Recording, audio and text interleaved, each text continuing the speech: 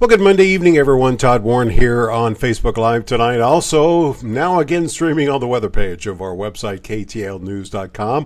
Figured out the issue with why the stream wasn't reaching the website. So if you're watching there, welcome back. And if you'd like a question answered, go to my Facebook page, Todd Warren Weather. That's where all the comments you see here are coming from. Coming up tonight, obviously tomorrow, it looks like as we have now officially entered severe weather season, and we have our first potential round of severe weather on the way for your Tuesday morning.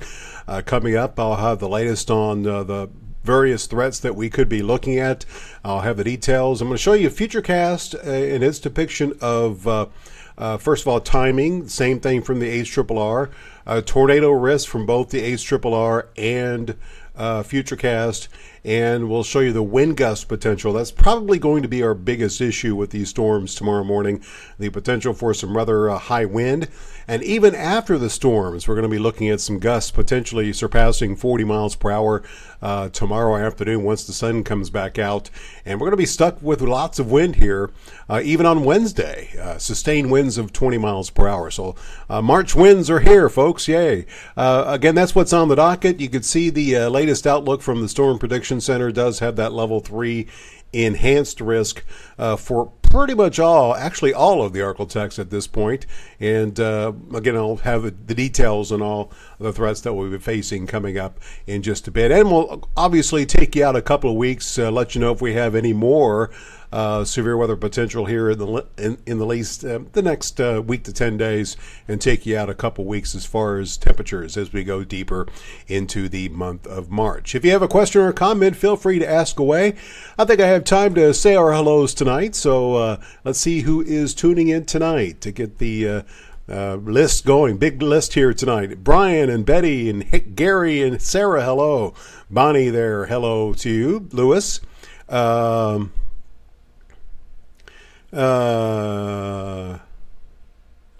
Not very often, that's true.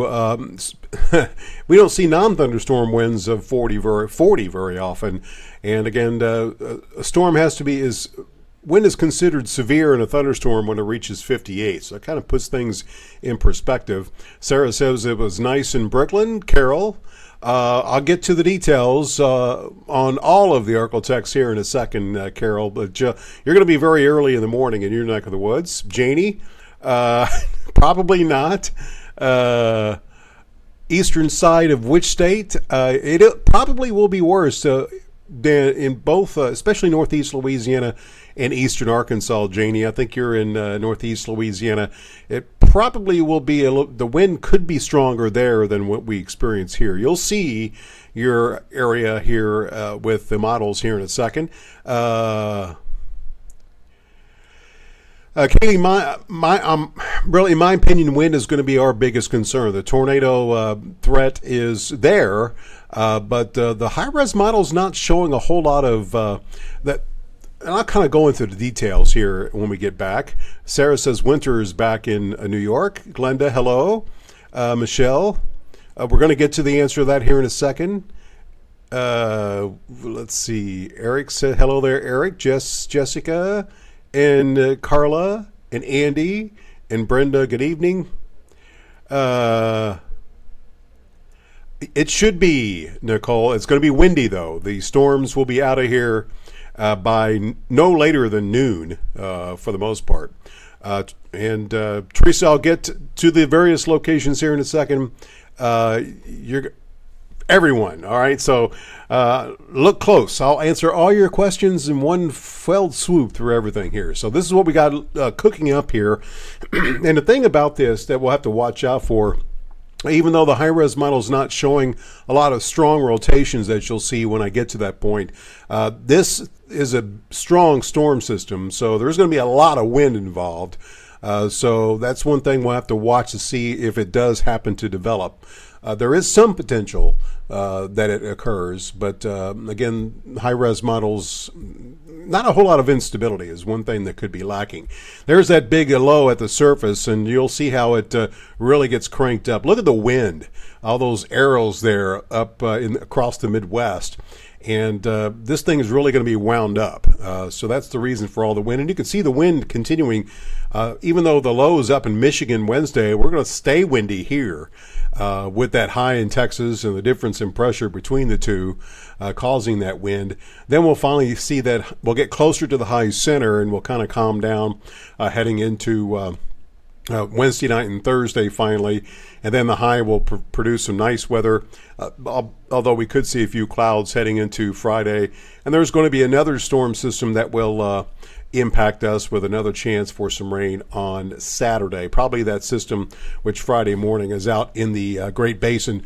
That's what more than likely will bring our next chance of rain. But let's get into the details on the storms tomorrow. I'm going to touch first on, excuse me, I got a little frog in my throat. We're going to touch first on the timing of the storms. This is the ACRRR. This is the very latest run, and I believe this is the 0Z. So you can see 4 a.m. You can see the storms developing northwest of Dallas. That line is very rapidly going to progress its way towards the south and east. Thunderstorms will develop out ahead of it by 6 a.m. They will begin to enter the far western sections of the area. And you can see by the time we get to the middle of the morning, we'll start to see things between 8, 9, maybe 10 o'clock. Texarkana, Shreveport, things will go downhill. And you can see by the time we get to 10 o'clock, we're pretty much done in Texarkana. Should be done between 10 and 11 in Shreveport. And we should be done pretty much all across the Arklatex no later than 1 p.m. Along the eastern edge of the area. And that's the latest from run of the ACRRR. So that kind of shows you that morning is going to be the time frame that we will see the heaviest rain, the strongest wind, as well as if we have any tornado issues, that issue as well. Same thing from Futurecast. Again, here we are. Again, a little bit of rain possible tonight, but not much. You can see the leading edge of the thunderstorms, 6 a.m. Notice how the two models match. Pretty good agreement there.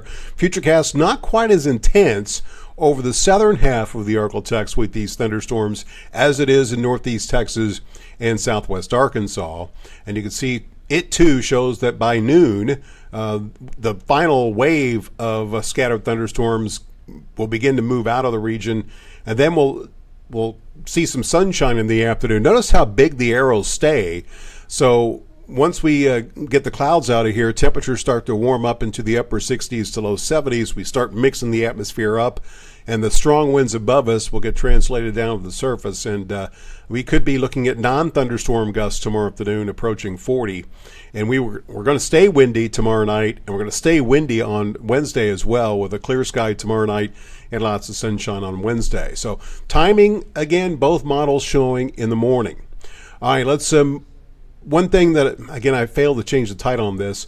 This is instability, and it's going to loop. And typically, now some models do show south part of the area that we could see. I thought this was going to loop, but I guess it isn't. That's one thing that a lot of models showing lacking is that the fuel for the thunderstorms not as high as that's been the case the last couple of disturbances where we've had these risks of severe weather that didn't pan out. The instability was somewhat lacking, so we'll see how it all transpires tomorrow.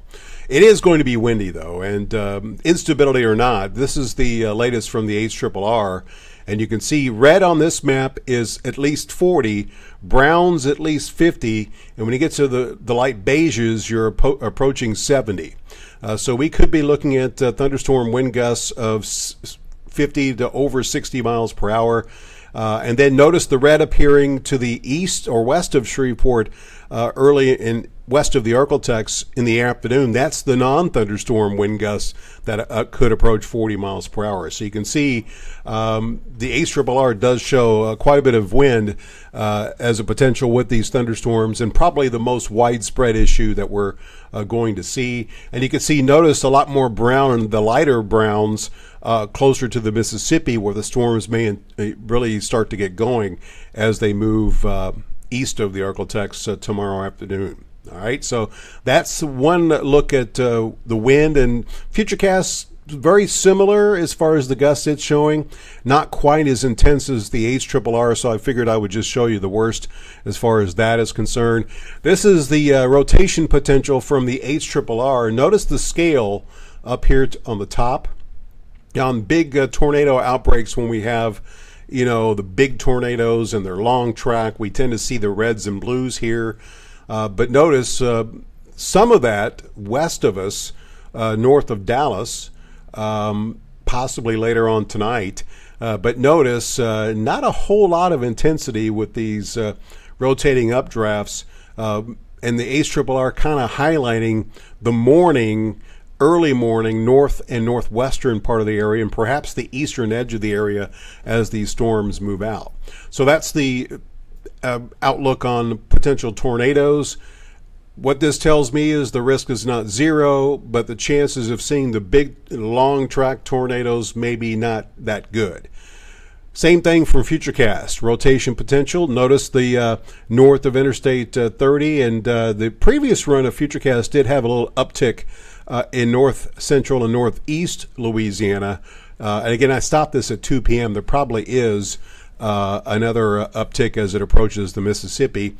So again, two areas that we're going to be watching. This area in the morning, if we have any tornado issues, and maybe the eastern tier of counties here from, say, Prescott down to Natchitoches, this part of the Arklatex where the line arrives later. We maybe get a little bit warmer.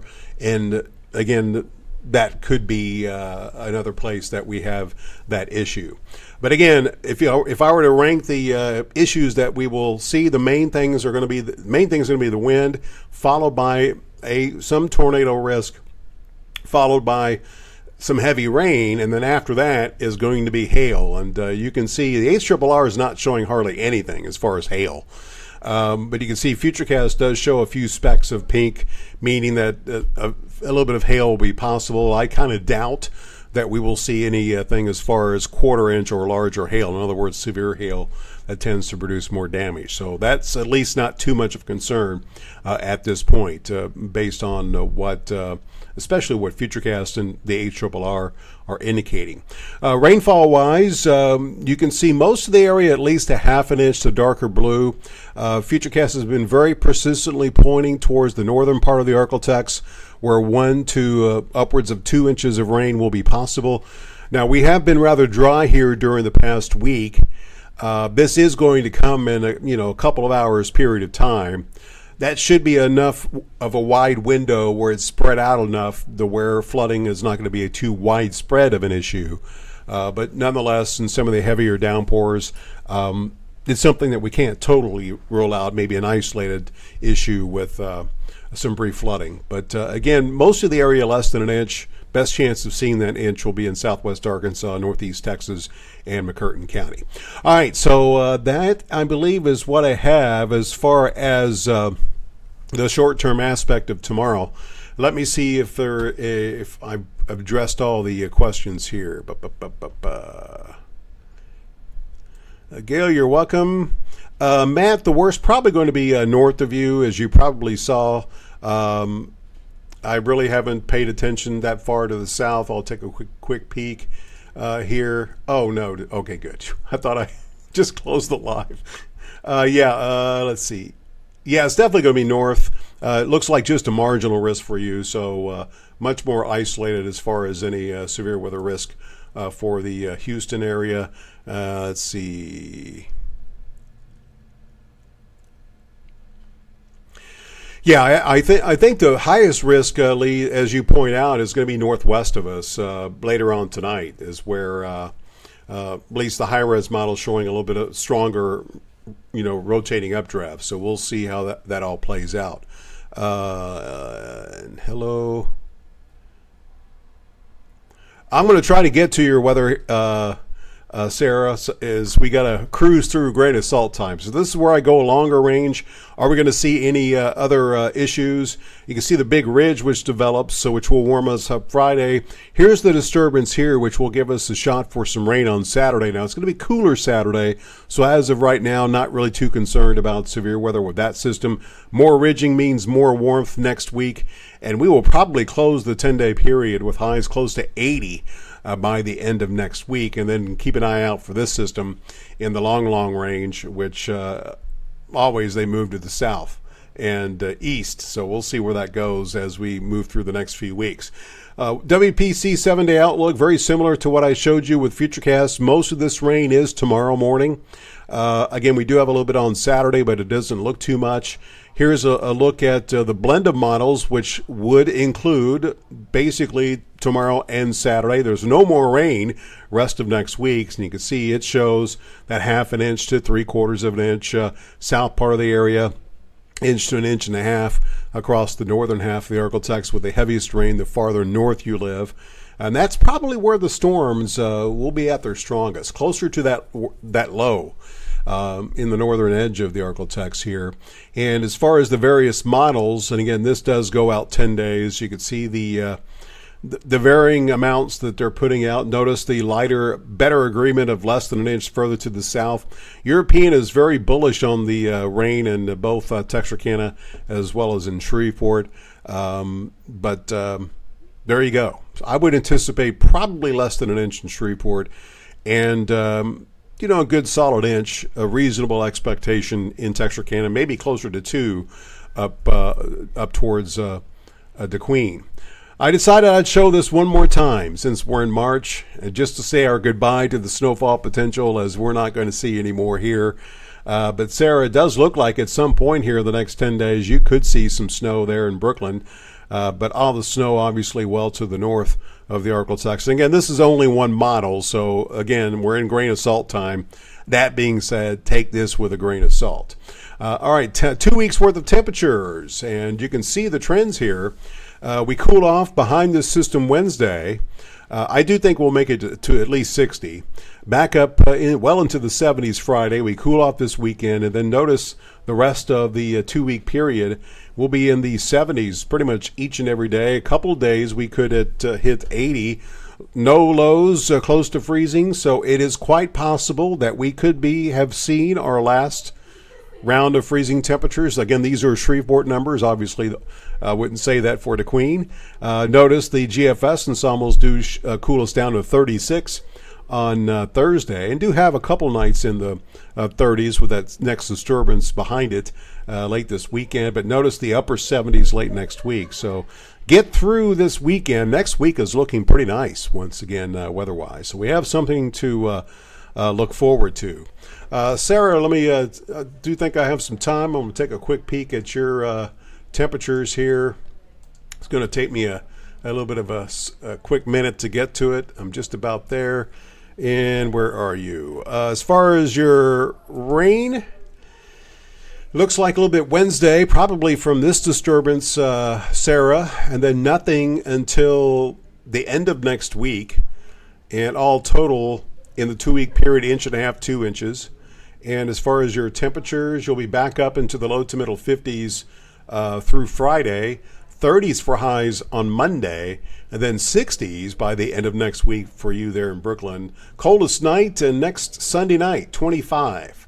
Warmest day, Saturday the 15th, 62, according to this one set of ensembles. So that's what you have to look forward to there in your neck of the woods. Let's see. Uh-oh, Easter Bunny's watching, so Chris, tell Santa forget it. I think a lot of us are done with winter and we're ready to move on to the Easter Bunny.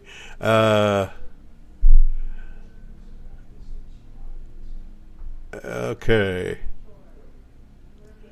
Why did the risk go up and down like it did? The SPC has been pretty persistent. They did expand the enhanced risk a bit today in the afternoon update. So the only thing that worries me about this is that this low is extremely strong. We're going to have a lot of wind. So if the models are off by a little bit, again, you can't totally rule out that strong tornado, especially eastern half of the area. Basically, the eastern tier of counties and points east where the line moves through a little bit later. So we will see. All right, let's move on to the forecast as it's getting late. Time for me to sign off here. And you can see that tonight, again, the thunderstorms begin to move into the western edge of the area very late tonight. It will become rather windy Temperature's not really changing that much. You can see 64 now in Shreveport, at 61 in Texarkana. We'll dip into the upper 50s at most locations for nighttime lows tonight. Tomorrow, storms are moving through in the morning. I guarantee it. Severe weather will be possible. I would worry about wind. If you have the patio furniture loose outside, you may want to do something with that to secure it. Again, a tornado or two will be possible. We'll be watching the northwest in the morning and east later in the morning. And then the wind, even after the thunderstorms, will remain an issue, as we could see non-thunderstorm gusts tomorrow afternoon, upwards of 30 to 40 miles per hour. 10-day forecast shows the wind again on Wednesday. Nice day Friday, despite some clouds. Saturday, good shot for some rain, mainly in the morning. Daylight saving time, yuck. God's time ends Saturday night. And then next week looks awesome, with highs in the mid to upper 70s, lows starting off in the low 40s, should return to the 50s by the end of next week. So that will pretty much do it for me tonight, folks. Thanks for tuning in. Don't forget to tune us in again tonight at 9 on Fox or at 10 on NBC6. And if the need arises, Josh will be here tomorrow morning to handle things. I'm going to monitor, and if we do see some spinners, I'll obviously come in to assist, and we'll keep you up to date on the latest on these storms as they make their way through the Arklatex. And of course, I'll be back tomorrow night with another live update on what to expect for the rest of the week. So until then, have a great Monday night, and if you're out and about tomorrow, or even if you're not, be sure to stay safe. Good night.